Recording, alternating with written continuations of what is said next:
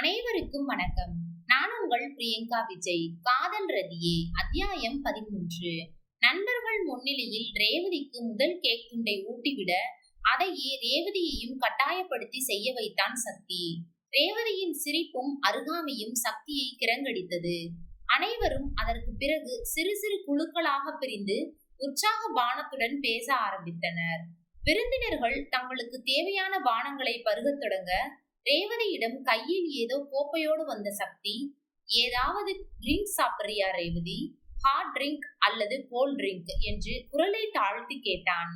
ரேவதி முழிப்பதை தொடர்ந்து, தண்ணி அடிக்கிறியா என்று கொஞ்சம் வேற மாதிரி கேட்டேன். தண்ணி அடிச்சு பழக்கமில்லை என்றால் ஏதாவது ஜூஸ் சாப்பிடு. தண்ணி அடிச்சு பார்க்கலாம் என்றால் எந்த சரக்கு என்று என்னிடம் கேளு என்று சிரிப்புடன் சொன்னான். அவனது குரலில் இருந்த சிரிப்பை கண்டதும், நீங்க கிண்டல் தானே செய்றீங்க என்று உதட்டோர புன்னகையுடன் கேட்டாள். நான் பேசுறது எல்லாமே உனக்கு கிண்டலா இருக்கா? கொஞ்சம் சீரியஸா தான் சொல்றேன் ரேவதி. நான் எப்பொழுதாவது கொஞ்சமா ஒயின் எடுத்துப்பேன். அதற்காக மொடா குடிகாரன் என்றெல்லாம் கற்பனை பண்ணிக்காதே. ஜஸ்ட் ரொம்ப கம்மிதான், அதுவும் ஒயின் மட்டும்தான் என்று ரேவதிக்கு கோப்பையை காட்டி விளக்கம் கொடுத்தான் சக்தி. ஆனால் கணவன் சொல்வதை இன்னும் நம்ப முடியாமல், நீங்க ஏதோ ஜூஸ் சாப்பிட்டு நான் சண்டை போடணும் என்பதற்காக கதை சொல்றீங்க. அங்கே பெண்கள் கூட இதே மாதிரி ட்ரிங்க் வச்சிருக்காங்களே என சந்தேகத்துடன் கேட்டாள் ரேவதி. சரி, நான் சொல்வதை நம்ப முடியவில்லை என்றால் டேஸ்ட் பண்ணி பாரு என்று அவளது கையில் கோப்பையை கொடுத்தான் சக்தி. ஆனால் கோப்பையை முழுவதும் கொடுக்காமல், அன்னைக்கு காஃபியை துப்புன மாதிரி துப்பக்கூடாது என்ற நிபந்தனையை சொன்னான். சக்தி கட்டாயம் உற்சாக பானமாக இருக்கும் பட்சத்தில் தன்னிடம் கோப்பையை தைரியமாக நீட்ட மாட்டான் என்ற நினைப்பில் கொஞ்சமாக ஒரு மடக்கு அருந்தியவளின் முகம் அஷ்டகோணலாய் ஆனது. ஆனால் கணவனின் நிபந்தனையை மீறாமல் இருக்க பெரும் முயற்சி செய்து ஓரளவு வெற்றியும் கண்டாள் ரேவதி. என்ன ரேவதி, இப்பொழுதாவது நான் சொல்வதை நம்பிக்கை வந்ததா என்று சிரித்தபடியே கேட்டான் சக்தி. என்னங்க, கொஞ்சம் முன்னாடியே சொல்லி இருந்தால் நான் வீட்டிற்கு போயிருப்பேனே. இப்படி குடிக்கிற இடத்தில் பொண்ணுங்க எப்படி இருக்க முடியும்? அங்கே கொஞ்சம் பொண்ணுங்க கூட இதே மாதிரி எதையோ கோப்பையில் வச்சிருக்காங்களே, அவங்களுமா குடிக்கிறாங்க என்று ஆச்சரியமும் அதிர்ச்சியுமாய் வினவினாள் ரேவதி. ஆண்கள் குடிப்பதை கூட ஓரளவு ஏற்றுக்கொள்ளும் நீ ஏன் ரேவதி பெண்கள் என்றதும் ஆச்சரியம் அடைகிறாய்? முதலில் பொண்ணுங்களா இப்படி, பொண்ணுங்களா அப்படி என்ற கேள்வி கேட்கிறதை நிறுத்து ரேவதி. நான் தான் ஏற்கனவே சொல்லி இருக்கேனே, உன்னை சுற்றி நடக்கிறதை பார்த்தால்தான் உலகில் என்ன நடக்குது என்று நிறைய விஷயங்கள் தெரியும் என்று எடுத்து சொன்னான் சக்தி. நான் புரிந்து கொள்வது ஒரு கோணத்தில் என்றால் இவர் எடுத்து சொல்வது வேற மாதிரி இருக்கிறதே என்று நினைத்தவள், சரிங்க ரொம்ப என்று தொடங்கி குடிக்காதீங்க என்று சொல்ல வந்தவள் தயக்கம் மேலிட அப்படியே நிறுத்திவிட்டாள். என்ன ரேவதி, ஒழுங்கா சாப்பிடலையா? பாதி பேசும்போதே முழுங்கிடுற என்று அவளை முழுங்குவது போல் பார்வை பார்த்து கேட்டான் சக்தி. இல்லைங்க, ரொம்ப நேரம் ஆகுமா என்று கேட்க வந்தேன். ஆனால் அப்படி கேட்பது நல்லா இருக்காதே என்று விட்டுவிட்டேன் என உண்மையை மறைத்து தலையை குனிந்து சொன்னாள் ரேவதி. ரேவதி, உனக்கு பொய் சொல்ல வரல, வீணாக எதற்கு முயற்சி எடுக்கிறாய் என்று கேட்டுவிட்டு இன்னொரு நண்பரின் அழைப்பு கேட்கவும் நகர்ந்தான். நேரம் அதிகரிக்கவும் விருந்தினர்கள் விடைபெற அனைவருக்கும் நன்றி தெரிவித்து சக்தியும் ரேவதியும் வழியனுப்பினார்கள். ராகவ் குடும்பம் மட்டும் இருவருக்கும் பார்ட்டி நடந்த இடத்தை சுத்தம் செய்ய உதவி செய்துவிட்டு கிளம்பினார்கள். ரேகா விடைபெறும் பொழுது தூக்க கலக்கத்தில் இருந்தாலும் ரேவதிக்கு கன்னத்தில் முத்தம் கொடுத்து குட் நைட் சொல்லி விடைபெற்றாள். குழந்தைக்கு பதில் முத்தம் தந்து ரேவதியும் கையசைத்து விடை கொடுத்தாள். சக்தி இவர்கள் இருவருக்குள்ளும் நடப்பதை ஒருவித ரசனையோடு அருகிலிருந்து குறிப்பிடுத்தான். சக்தி வீட்டிற்கு வந்ததும் குறும்புடன் சிரிப்பதை பார்த்ததும் முகம் சிவந்து உடைமாற்றி வருவதாக சொல்லிவிட்டு படுக்கை அறைக்கு ஓடினாள் ரேவதி. சக்தி அவளது செய்கையை நினைத்து மேலும் நகைத்தபடி பார்ட்டியில் எடுத்த புகைப்படங்களை கேமராவில் இருந்து லேப்டாப்பில் டவுன்லோட் செய்து கொண்டிருந்தான். ஒவ்வொரு போட்டோவையும் நிறுத்தி நிதானமாக பார்த்து கொண்டே வர அவனுக்கு அன்று எல்லோரும் ரேவதியின் அழகையும் இருவரின் ஜோடி பொருத்தத்தையும் மனைவியின் திறமையையும் புகழ்ந்து கூறியது நினைவில் வந்து சந்தோஷத்தை அதிகப்படுத்தியது. ஒரே நபர் எப்படி இத்தனை வெவ்வேறு விதமான உணர்வுகளை வெளிப்படுத்த முடியும்?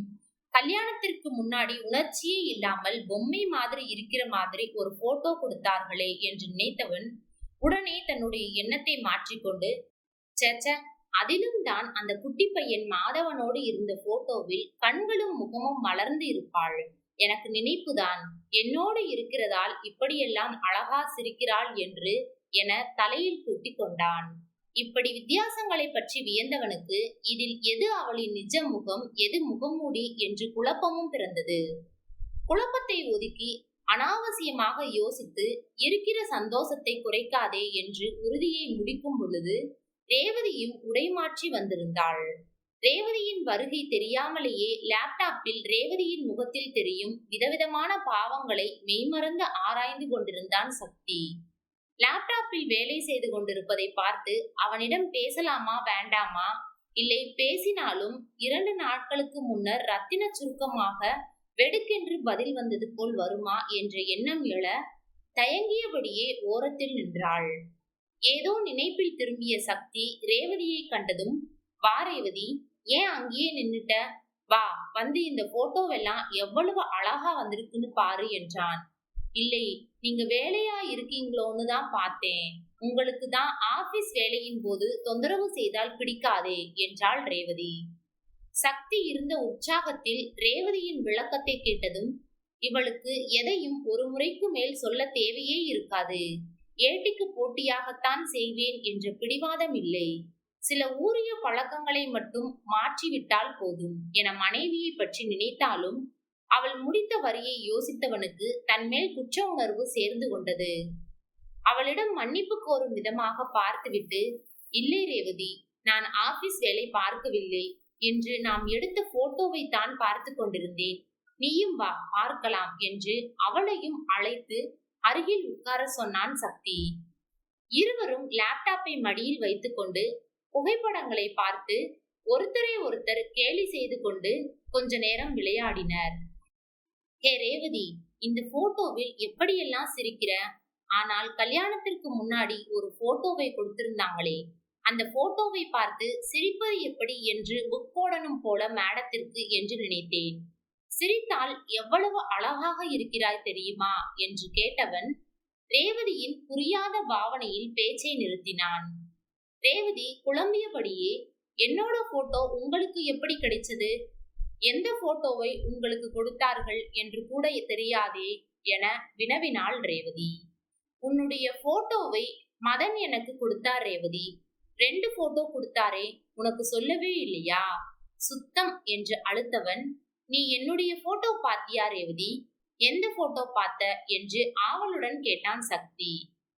மதனத்தான் எந்த போட்டோ உங்களுக்கு கொடுத்தார் என்றே எனக்கு தெரியாதுங்க, நான் உங்களது போட்டோவை பார்க்கவே இல்லை, நமக்கு கல்யாணம் நடக்கிறதுக்கு முன்னாடி அப்பாவிற்கு உடம்பு சரியில்லாமல் கொஞ்ச நாள் ஆஸ்பத்திரியில் இருந்து வீட்டுக்கு வந்தாங்க, வந்தவுடன் என்னை கூப்பிட்டு கல்யாணம் பண்ண போகிறோம், மாப்பிள்ளை இன்ஜினியர் என்று சொல்லிட்டு அம்மாவிடம் இருந்து போட்டோ வாங்கிக்க சொன்னாங்க. ஆனால் அம்மாவிடம் இருந்து கேட்டு வாங்கவே முடியல, கொஞ்ச நாளில் நிச்சயம் வந்துடுச்சு, அதில் தான் உங்களை நேரில் பார்த்தேன், அப்புறம் உடனே கல்யாணம் என்று விளக்கம் தந்தாள். இதென்னது, நம்ம நிலைதான் மோசம் என்று நினைச்சிட்டு இருந்தால் ரேவதியின் நிலை அதைவிட கொடுமையா இருக்கே, இந்த லட்சணத்தில் அப்பா மேல இருக்கிற கோபத்தை எல்லாம் ரேவதியிடம் காண்பிச்சு, ச, இதே மாதிரி ரேவதியும் மற்றவர்கள் மேல் இருந்த கோபத்தை என் மேல் காட்டினால் நான் பொறுத்து போவேனா, எவ்வளவு மோசமாக நடந்திருக்கிறேன் என்று மனதிற்குள் குற்ற உணர்வு விஸ்வரூபம் எடுத்தது. அதே உணர்வுடன் உன்னிடம் ஒன்று கேட்க வேண்டும் ரேவதி, முன்னமே கேட்டிருக்க வேண்டும், ஏதோ கோபத்தில் சரியாக கேட்கவில்லை என்று பீடிகையுடன் தொடங்கி, அப்பா திங்களன்று போன் செய்தாரே நினைவிருக்கா, அப்போது அவர் என்ன கேட்டார், நீ என்ன சொன்னாய் என சக்தி எல்லாவற்றையும் தெளிவுபடுத்தி விடும் நோக்கத்தில் கேட்டான். பெரிதாக ஒன்றுமில்லை, நான் நல்லா இருக்கேனா, நீங்க எப்படி இருக்கீங்க, இந்த ஊர் பிடிச்சிருக்கா என்பது மாதிரியான விசாரிப்பு தான் என்று ரேவதி சமாளித்தாலும் உள்ளூர பயப்படத்தான் செய்தாள். இப்பொழுதுதானே எல்லாம் சரியாகிடுச்சு என்று நினைத்து சந்தோஷமாயிருந்தோம். அன்னைக்கும் இப்படித்தான் எதையோ கேட்டு போனை நான் பேசி முடிக்கிறதுக்கு முன்னாடியே வச்சிட்டார். கோபம் குறையறதுக்கு 2 நாள் ஆச்சு. இன்னைக்கு மறுபடியும் ஆரம்பமா என்ற யோசனையுடன் அமர்ந்திருந்தாள் ரேவதி. இதில் அழுவதற்கு என்ன ரேவதி இருக்கு? நீ அழுததாக சொன்னார் அப்பா என இழுத்தான். ரேவதி சிறிது தயங்கிவிட்டு, அப்பாவும் அம்மாவும் நான் மறுபடியும் பேசினேனா என்று மதுரை அப்பாவிடம் விசாரித்தார்களாம். என்னை பேச சொன்னார்களாம். அதுவும் என்னோட அம்மா ரொம்பவே விசாரித்ததாக அப்பா சொன்னார். எனக்கு அம்மா ஞாபகமும் ஊர் ஞாபகமும் வந்துடுச்சு. அதான் அழுதுட்டேன் என்றாள். ஏ ரேவதி, உங்க அம்மாவிடம் நீ திரும்ப பேசலையா? நான் தான் உனக்கு நம்பர் எப்படி போடணும், எப்படி கார்டு யூஸ் பண்ணணும் என்றெல்லாம் வந்தவுடனே சொல்லி கொடுத்தேனே. நீ போன் பண்ணி பேச வேண்டியதுதானே? அட்லீஸ்ட் என்னிடமாவது கேட்டிருக்கலாமே ரேவதி என அடுக்கடுக்காக கேள்விகளை கேட்டு துளைத்தான் சக்தி. ஆனால் எதுவும் பேசாமல் ரேவதி மௌனமாக இருப்பதை பார்த்ததும் கோபம் கொள்ளாமல் அவனே விளக்கினான். உன்னுடைய உணர்வுகளை, வருத்தத்தை, மகிழ்ச்சியை, தேவைகளை நீயே என்னிடம் சொன்னால்தானே ரேவதி எனக்கும் தெரியும். நீயே சொல்லாமல் நானே எப்படி கண்டுபிடிக்க முடியும்? நான் என்ன ஏதாவது மேஜிக் டார்ச் வச்சு உன் மனசில் இருக்கிறதை பார்க்க முடியுமா? அல்லது முக்காலமும் தெரிந்த ஞானியா என சிறிது ஆதங்கத்துடன் கேட்டான். நீங்க அன்னைக்கு திரும்ப போன் பண்ணும்போது வீட்டுக்கு போன் பண்ணவா என்று கேட்கலாம்னு தான் நினைச்சேன். ஆனால் நீங்க உடனே வச்சிட்டீங்களே. சரி, உங்களுக்கு ஏதோ வேலை வந்துடுச்சு போல என்று நினைத்து நானும் அப்புறம் வீட்டுக்கு உங்களிடம் கேட்ட பிறகு பேசலாம் என்று இருந்துட்டேன் என விளக்கி சொன்னவள், அவன் ஆபீஸில் இருந்து வரும்போதே கோபத்தோடு தான் வந்தான் என்பதை சொல்லாமல் விடுத்தாள். இப்பொழுது சாதாரணமாக பேச ஆரம்பித்திருக்கும் பொழுது எதற்காக வம்பை விலை கொடுத்து வாங்கணும் என்ற எண்ணத்தில் அமைதி காத்தாள் ரேவதி.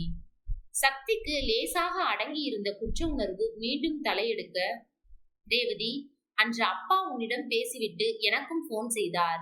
எப்படி இருக்கேன், என்ன ஏது என்று ஒன்றும் கேட்கவில்லை. போனை எடுத்ததிலிருந்து எனக்கு ஒரே வசவு. நீ அழுதியாம், அதற்கு நான் தான் காரணம் என்று குற்றம் சொல்லி மருமகளை சரியாக கவனித்துக் கொள்ளவில்லையா என்று தொடங்கி கேள்வி மேல் கேள்வி கேட்டு துளைத்தெடுத்தார். எனக்கு ரொம்ப கோபம் வந்துடுச்சு ரேவதி. அன்று கொஞ்ச நேரத்திற்கு முன்னாடிதான் உனக்கு போன் செய்திருந்தேன். ஆனால் நீ என்னிடம் ஒன்றும் சொல்லவில்லையே. அவரிடம் தானே எல்லாம் சொல்கிறாய் என்ற எண்ணத்தில் வருத்தமும் வந்துடுச்சு. அதனால் தான் அப்பா மேலிருந்த கோபத்தையும் சேர்த்து உன்னிடமே காண்பித்தேன். I am very sorry Revathi என்றான் உண்மையான வருத்தத்துடன். சக்திக்கு தன் மீது தனிப்பட்ட முறையில் கோபம் எதுவும் இல்லை என்று தெரிந்தவுடன் ரேவதிக்கு உற்சாகம் பொங்கியது. நீங்க எதுக்கு என்கிட்ட சாரி சொல்றீங்க என கேட்க வாயெடுத்தவள், கணவன் வருத்தத்துடன் இருப்பதை பார்த்து அவனை சிரிக்க வைக்கும் முயற்சியாய், நீங்க ஏன் சாரி, நான் தான் சாரி, எல்லா சாரியும் நான் தான் என ஏற்ற இரக்கத்துடன் கூறவும் சக்தி பக்கென சிரித்து விட்டான். உனக்கு பெரிய தேவர் மகன் ரேவதி என்று நினைப்போ என்றான் சிரித்தபடியே. உங்களுக்கு என்ன பெரிய தேவர் மகன் சக்திவேல் என்று நினைப்போ என உற்சாகத்துடன் கேட்டுவிட்டு நாக்கை கடித்து கொண்டாள் ரேவதி. சக்திக்கு அவள் அப்படி சொன்னதை கேட்டு இன்னமும் பெரிதாக விரிந்த சிரிப்புடன், நான் வேணுமென்றால் எங்க அப்பா மாதிரியே பெரிய மீசை வச்சுக்கவா? பிறகு உன் பாடுதான் கஷ்டம் என்று ரேவதியை பார்த்து கண்ணடித்தான். அவன் பேச்சில் சிவந்த முகத்தை திருப்பிக் கொண்டு, புருஷன் பெயரை சொன்னால் எங்க பாட்டி ஏசுவாங்க என்றாள். ஏதோ அவள் பாட்டி அருகில் இருந்து கேட்பது போல். நினைச்சேன், என்னடா உங்க பாட்டி இன்னமும் இங்கே நமக்கிடையில் வரலையேன்னு. அதானே, அவங்களால வராமல் சும்மா இருக்க முடியாதே என்று அழுத்து கொண்டாலும் ரேவதி சற்று முன் பேசிய பேச்சில் சிரிக்கத்தான் செய்தான். சக்தி சிரிப்பதை விழிமலர்த்தி பார்த்தவளின் கண் முன்னே சொடக்கு போட்டு, என்ன அப்படி பாக்குற, கமல் மாதிரியே இருக்கிறேன் என்றுதானே என அவளை வழக்கம் போல் சீண்டினான். உங்களுக்கு என்ன, நல்லாதான் இருக்கீங்க என வாய்க்குள்ளேயே முனகிக் கொண்டாள் ரேவதி. என்ன என்ன சொன்ன? ஒன்னும் சொல்லலையே என்று தலையை குனிந்தாள். இல்லை, ஏதோ சொன்ன. நீ சொன்னதை நான் கேட்டேன். உனக்குதான் பொய் சொல்ல வரல என்று ஏற்கனவே சொல்லிட்டேனே என்றான் திரும்ப கேட்கும் ஆவலில். ரேவதி மௌனமாக இருக்கவும், சரி ரேவதி, நான் போய் ட்ரெஸ் மாத்திட்டு வருகிறேன். நீ அதற்குள் வீட்டிற்கு போன் பேசிடு. வந்த பிறகு எனக்கு நீ சொன்னதை மறுபடியும் சொல்ல வேண்டும் என்று குறும்புடன் சொல்லிவிட்டு எழுந்தான். வீட்டிற்கு சற்று நேரம் போன் பேசி வைத்ததும் சக்தியும் உடை மாற்றி வந்துவிட, அவனது கிடுக்கு பிடியில் இருந்து இப்போதைக்கு தப்பித்தே ஆக வேண்டும் என்ற எண்ணத்தில், சரி சரி சொன்னேன், இல்லை இல்லை கேட்டேன். எனக்கு ஒரு நோட் புக் வேணும், அதைத்தான் கேட்டேன், வேற ஒண்ணும் இல்லை என்று தனது தேவையை சொன்னவள் கணவனுக்கு தெரியாமல் பெருமூச்சை மறைத்து கொண்டாள். சக்திக்கு ரேவதி சொன்னதை கேட்டு சப்பென்றாகிவிட்டது. இருந்தாலும் விடாமல், இல்லையே, நீ வேறு ஏதோ சொன்ன மாதிரி இருந்ததே என்று யோசிப்பது போல் பாவனை செய்தான். இவனது பாவனை ரேவதியிடம் எந்த பாதிப்பையும் ஏற்படுத்தாமல் போகவே, நோட் வேண்டுமா உனக்கு? ஒரு பெரிய நோட் வாங்கி 6 நாள் தானே ஆகிறது ரேவதி, அதற்குள் அந்த நோட்டு தீர்ந்துடுச்சா? அப்படி என்னதான் எழுதுன? எடுத்து வரியா ரேவதி, பார்க்கலாம் என்று விசாரித்தான். ரேவதி உள்ளே சென்று நோட்டை எடுத்து வந்து அவனிடம் காண்பித்தாள். பக்கங்கள் முழுக்க விதவிதமான கோலங்களாலும் படங்களாலும் நிரப்பப்பட்டிருந்தது. படங்களில் சில பென்சில் ஸ்கெட்ச் மூலமும் சிலதை கலர் ஸ்கெட்ச்களாலும் வர்ணம் தீட்டப்பட்டு கொள்ளை அழகாயிருந்தன. ஒவ்வொரு படத்தையும் இமைக்காமல் பார்த்தவனுக்கு ரேவதியின் கைவண்ணத்தை பார்த்து பெரும் வியப்பு மேலிட்டது. ரொம்ப அழகா வரைஞ்சு இருக்கிற ரேவதி, ரொம்ப நல்லா இருக்கு. எப்படி ஒரு முழு நோட்டையும் 4 நாள்ல முடிச்ச என்று ஆர்வமுடன் கேட்டுவிட்டு, பார்ட்டியை பத்தி பாராட்ட மறந்தே போனேனே, சூப்பர் ரேவதி, நீ சமைத்த சமையல், உனக்காக செய்த அலங்காரம், ஹாலை செய்த அலங்காரம், நடந்து கொண்ட விதம் எல்லாமே ரொம்ப சூப்பர். அதுவும் டிசனரி கேம் ரொம்ப அருமையா வரைந்து அசத்திட்ட. நீ என் முகத்தை கூட சரியா பார்க்காமல் எப்பொழுதும் தலைகுனிந்து கொள்வது மாதிரிதான் இருக்கும். ஆனால் நீ இன்று எனது படத்தை வரைந்ததை பார்த்ததும் எவ்வளவு சந்தோஷம் தெரியுமா? அடுத்த முறை வரும் பொழுது சத்தியமாக இப்படி வரைய போகிறாய் என்று எதிர்பார்க்கவே இல்லை. நல்ல creativity Revathi, keep it up என மனைவியை மனதார பாராட்டினான். அவன் பாராட்டில் மனம் குளிர்ந்தவள், நீங்க ஆபீஸ் போனவுடன் என்ன பெரிய வேலை? நீங்க இருக்கும் பொழுதே தான் சமையல் முடிஞ்சுடுது. வீட்டு வேலையும் ரொம்ப கம்மியா தான் இருக்கு. அப்புறம் எனக்கு பொழுது போகாமல் அச்சலாத்தியா தானே இருக்கு. இந்த நோட்டு தான் எனக்கு துணை. இன்னைக்கு பார்ட்டியில் எதுவும் தப்பா நடந்துக்க கூடாதே என்று பயந்துகிட்டே இருந்தேன். நீங்க இப்போ சூப்பர் என்று சொன்னதும் தான் சந்தோஷமா இருக்குங்க என்று முகம் வளர்ந்து சொன்னாள். மனைவியின் வித்தியாசமான பொழுதுபோக்கை வியப்புடன் கேட்டு, அச்சலாத்தியா அப்படி என்றால் அசதியா என்று அர்த்தமா ரேவதி என வினவினான். அச்சலாத்தியா என்றால் எப்படி சொல்வது? ஒரே மாதிரியா வெட்டியாக தனியா எரிச்சலா இருப்பதைத்தான் அச்சலாத்தியா என்று சொல்லுவாங்க என விளக்கம் தந்தாள் ரேவதி. அவளது விளக்கத்தை ஏற்றவன், உனக்கு அச்சலாத்தியா இல்லாமல் இருக்க சீக்கிரமாகவே ஏதாவது வழி பண்ணலாம் ரேவதி என்று நம்பிக்கையை தந்துவிட்டு, நேரத்தை பார்த்ததும் மணி இப்போ 3 ஆகுது, தூக்கமா வருது ரேவதி, மீதி கதையை நாளைக்கு பேசலாமா என்று மனைவியின் கருத்தை கேட்டான் சக்தி. சரிங்க, நாளைக்கு பேசலாம் என்று சம்மதம் தெரிவித்த பொழுது, ஒரு கண்டிஷன் என்று இடைவெட்டினான் சக்தி. நாளைக்கு நீங்க தான் மேடம் பேசணும். நான் தான் எப்பொழுதும் நிறைய பேசுகிறேன். நீங்கள் எதையுமே சொல்ல மாட்டேங்கிறீங்க. நீங்க நல்லா வரைவீங்க என்று இன்னைக்கு தானுங்க எனக்கே தெரியும் என்றான் சக்தி. நீங்க என்ன வேணும்னாலும் பேசலாம், ஆனால் நீங்க தான் பேசணும் என்று வேடிக்கையாக தனது நிபந்தனையை சொன்னான் சக்தி. மனதில் மட்டும் மனைவியை பற்றி நிறைய விஷயங்களை தெரிந்து கொள்ள வேண்டும் என்ற ஆவல் இருந்தது சக்திக்கு. சரி என்று மண்டையை அசைத்தபடியே ரேவதி சொல்லவும் சந்தோஷமாக குட் நைட் சொன்னான் சக்தி.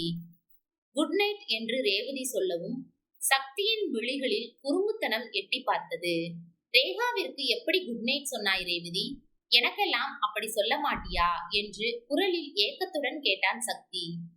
அவள் வெட்கப்பட்டு தயங்கவும் அவள் அருகில் சென்றவன், நான் கண்ணை மூடிக்கிறேன் ரேவதி பிளீஸ் என்று சிரித்தான்.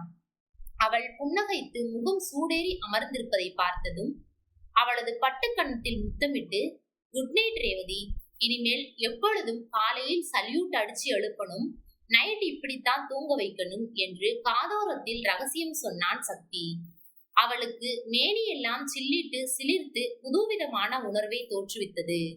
அவளை சிலையென உறைய வைத்தவன் முதுகை வருடி கொடுத்துவிட்டு ரிலாக்ஸ் ரேவதி என்று சொல்லி சிரித்தபடியே எழுந்து படுக்க சென்றான். தொடரும். இப்பதான் நம்ம சேனலை புதுசா பாக்குறீங்கன்னா சப்ஸ்கிரைப் பண்ணிக்கோங்க. கதையை பத்தின கருத்துக்களை கமெண்ட் பாக்ஸில் தெரிவிக்கவும். நன்றி.